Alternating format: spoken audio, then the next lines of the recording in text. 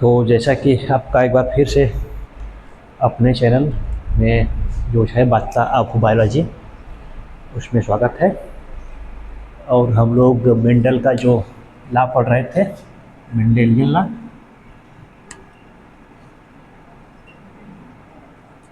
और इसमें आपका 2 ठो कल पढ़ाया गया था और आज तीसरा लॉ है, लॉ ऑफ इंडिपेंडेंट असॉर्टमेंट। तो इसको आज हम लोग डिस्कस करेंगे कि लॉ ऑफ इंडिपेंडेंट असॉर्टमेंट क्या होता है। इससे पहले आपको जो टर्मिनोलॉजी बताया गया था उसमें पढ़ाया गया होगा मोनोहाइब्रिड और डाईहाइब्रिड क्रॉस। तो मोनोहाइब्रिड डाईहाइब्रिड आपको कल पढ़ाया गया था, वो 2 लॉ पढ़ाए गए थे। लॉ ऑफ डोमिनेंसी फर्स्ट था और सेकंड था लॉ ऑफ सेग्रीगेशन, जिसका नाम था law of purity of gamete, इसका दूसरा नाम था।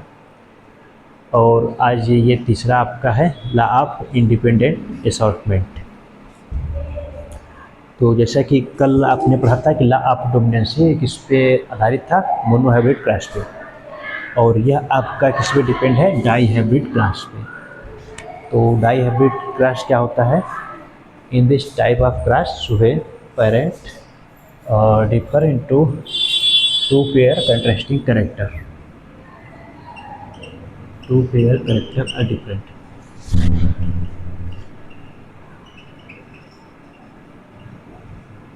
2 पेयर करेक्टर डिफरेंट रहेंगे तो उसको डाईहाइब्रिड क्रॉस कहा जाएगा। तो law of independent assortment completely follow the dihybrid cross. अब इसमें देखते हैं क्या होता है कि लॉ ऑफ इंडिपेंडेंट असॉर्टमेंट, इसमें when parent differ from 2 or more pair of the contrasting character from each other and inheritance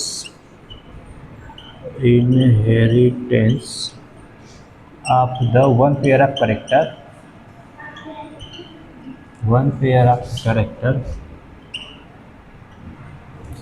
independently upon each other,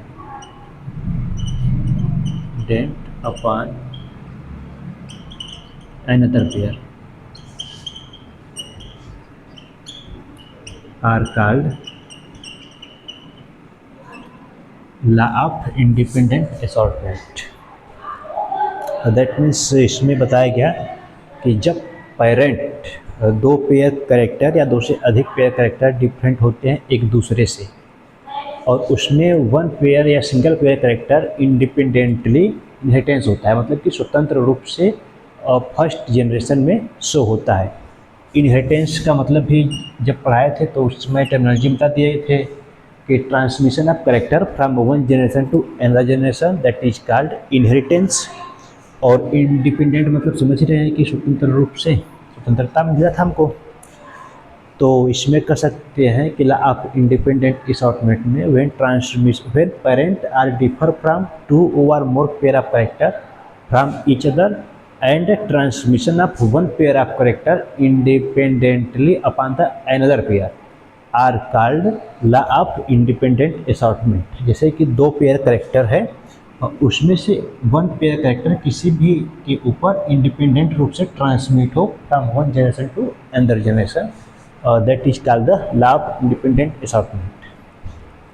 इसको हम एग्जाम्पल से समझते हैं।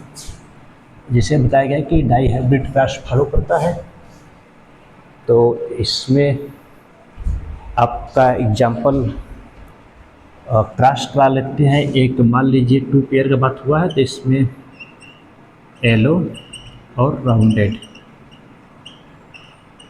सीड होता है। मान लीजिए पाइसम सटाइबम जो मटर ये थे उसका येलो हो गया, येलो के लिए बड़ा वाला वाई कर देते हैं, कैपिटल वाई। येलो को कैपिटल वाई से रिप्रेजेंट करेंगे और राउंडेड को कैपिटल आर से, और इसका क्रॉस कराएंगे हम लोग। येलो का अपोजिट होता है ग्रीन और राउंडेड का रिंकल्ड। इसके ग्रीन के लिए जिन हम ले लेंगे छोटा वाला वाई और इसके रिंकल्ड के लिए छोटा वाला आर। तो बताया गया है कि parent in the law of independent assortment parent are differ to pair of the contesting character, one pair of this yellow and rounded, yellow का अपोजिट होता है ग्रे और राउंडेड का रिंकल्ड, इसीलिए टू पेयर हो गया, एक पेयर हो गया कलर और एक पेयर होगा सीड का शेप, राउंडेड है कि एट है। तो इसी के आधार पर two pair of the contesting character हो गया। अब इसका हम लोग क्रॉस कराएंगे। तो आपको पता था कि जो बड़ा और छोटा में क्रॉस होता है तो बड़ा वाला जो होता है यह रिप्रेजेंट होता है, डोमिनेंट होता है, इसीलिए फर्स्ट जनरेशन में रिप्रेजेंट होता है, तो इसको कहते हैं डोमिनेंट कैरेक्टर। तो बड़ी वाई और छोटी वाई में पहले बड़ी वाई आएगी फिर छोटी वाई आएगी, और ऐसे ही बड़ा और छोटा आर में पहले बड़ा आर आएगा फिर छोटा आर आएगा। तो यह एक प्लांट का है। तो इसमें कैसा प्लांट है आपको बताया गया था कि पहले दोनों वाई में कंपेरिजन करेंगे, जो बड़ा रहेगा उसी का कैरेक्टर फर्स्ट आएगा। तो बड़ी वाली वाई है, इसको रिप्रेजेंट हम कर रहे हैं येलो से, येलो को बड़ी वाली वाई से रिप्रेजेंट कर रहे हैं। तो जहाँ पे बड़ी वाई पहले आएगी वहाँ पे यह आपका येलो होगा। तो येलो हो गया। और फिर इसमें देखेंगे जो बड़ा वाला आर है उसको राउंडेड को बड़े वाले आर से शो कर रहे हैं और छोटे वाले को रिंकल से। तो जो पहले रहता है उसी का कैरेक्टर लिखा जाता है। तो बड़ा वाला आर है तो राउंडेड है, तो राउंडेड हो जाएगा। तो यह F1 जनरेशन का प्लांट कैसा है, येलो और राउंडेड, क्योंकि बड़ी वाली वाई पहले है इसलिए येलो रहेगा और इसमें आर बड़ा है इसलिए राउंडेड रहेगा। अब इसका जीन निकाल करके हम लोग पन्नेट स्क्वायर मेथड से सेकेंड जनरेशन का क्रॉस कराएंगे। यही थोड़ा टफ है, सब को समझ में आता नहीं है। बस एक बात आप समझिएगा कि जहाँ पे बड़ा वाला जीन पहले रहेगा, बड़ा वाला वाई पहले रहेगा, उस प्लांट को आप लोग कहेंगे येलो। और फिर जहाँ पे छोटी वाला वाई पहले रहेगा वह प्लांट रहेगा ग्रीन। और जहाँ पे बड़ा वाला आर पहले रहेगा वह रहेगा आपका राउंडेड। और जहाँ पे छोटा वाला रहेगा वो रहेगा रिंकल्ड। तो अगर दो दो जीन है इसमें, दो डिफरेंट है, तो बड़ी वाली वाई या बड़ा वाला आर रहेगा तो इसका पहले फिर इसका नाम लिखा जाएगा। अगर ये है और ये है तो इसका नाम लिखा जाएगा। तो चलते हैं देखते हैं। इसमें आपका एक बना लेते हैं पन्नेट स्क्वायर, और इसमें 4 लाइन इधर कर लेते हैं, 4 खाने, और फिर 4 इधर कर लेते हैं। हो गए। अब जो अभी जस्ट इसके पहले हमने लिखा था, तो एक बड़ी वाई था, एक बड़ा आर था, फिर बड़ी वाई छोटा आर, छोटी वाई बड़ा आर, छोटी वाई छोटा आर। जस्ट इसी को यहाँ पे उतार लेंगे। बड़ी वाई बड़ा आर, बड़ी वाई छोटा आर, छोटी वाई बड़ा आर, छोटी वाई छोटा आर। बस इसी का क्रॉस करा के इसके सामने वाले बॉक्स में लिख देंगे।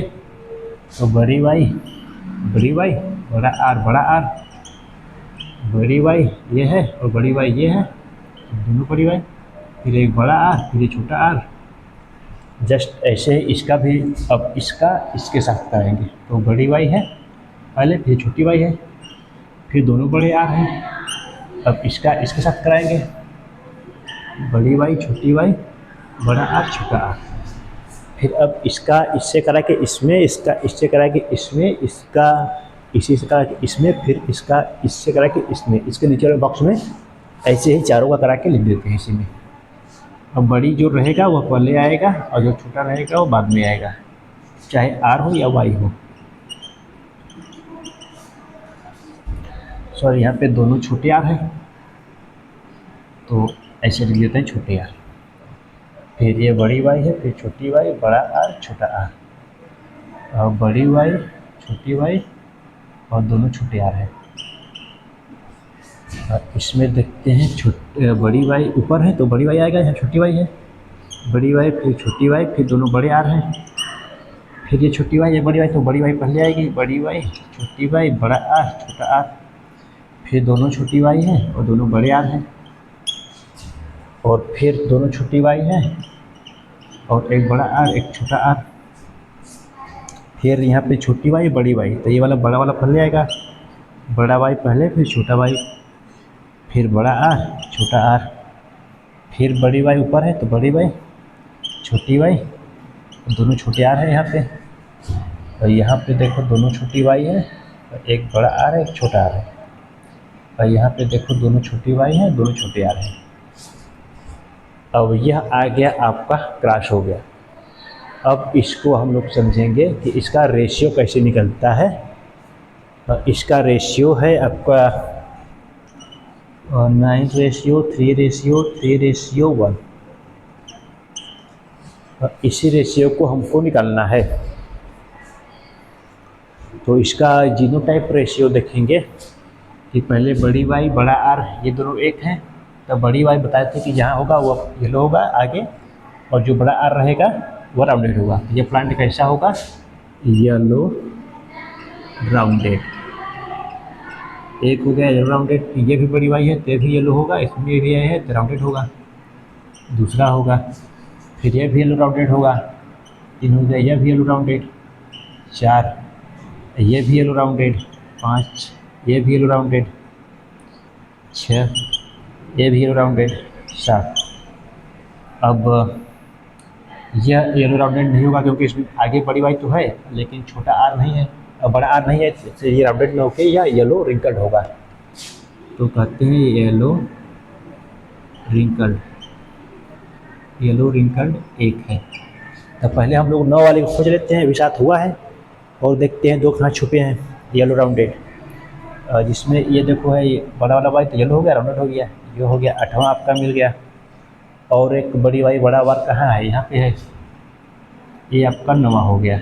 अब कहीं आपको आगे बड़ी वाई और बड़े आर साथ में नहीं मिलेंगे, तो यह आपका आ गया जीनोटाइप। 9 ठो है, 4 ठो इधर रखते हैं और 3 ठो इधर है, 7, एक यहाँ पे एक यहाँ पे, 8 9, यह हो गया आपका। अब 3 खोजेंगे, 3 कितने हैं? तो यहाँ पे कर सकते हैं कि येलो और राउंडेड, येलो राउंडेड कितने हैं? 9 हैं। अब फिर देखते हैं येलो और रिंकल्ड,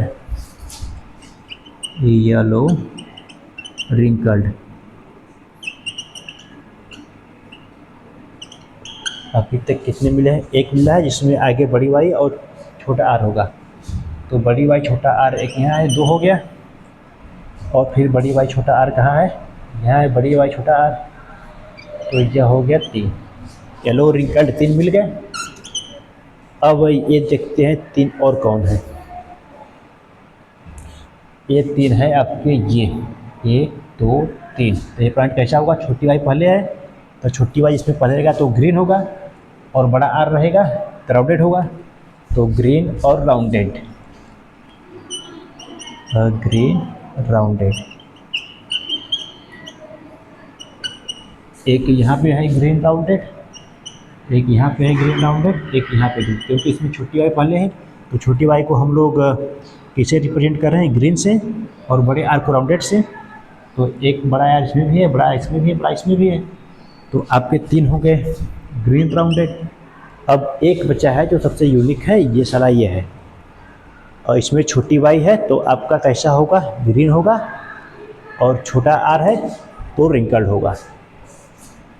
तो सबसे अलग एक है ग्रीन रिंकल्ड, एक ये है। तो आपका जो जीनोटाइप रेशियो था, जीनोटाइप रेशियो 9:3:3:1। ला आप ये पूछता है MCQ में या नीट के एग्जाम में पूछ लेगा कि ला ऑफ इंडिपेंडेंट असॉर्टमेंट में और जीनोटाइप रेशियो क्या होता है। तो ला ऑफ इंडिपेंडेंट असॉर्टमेंट में जीनोटाइप रेशियो आपका 9:3:3:1 आता है। और कैसे आता है आपको बता दिए कि येलो और राउंडेड 9 होंगे, एक ये 4 इधर होंगे, 3 इधर होंगे और 2 इधर हैं, 9 यह हो गए। और फिर उसके बाद आपके येलो और रिंकल्ड 3 होते हैं। आपको बताया गया कि एक इधर रहे, एक इधर रहे, एक इधर है, 3 हो गए।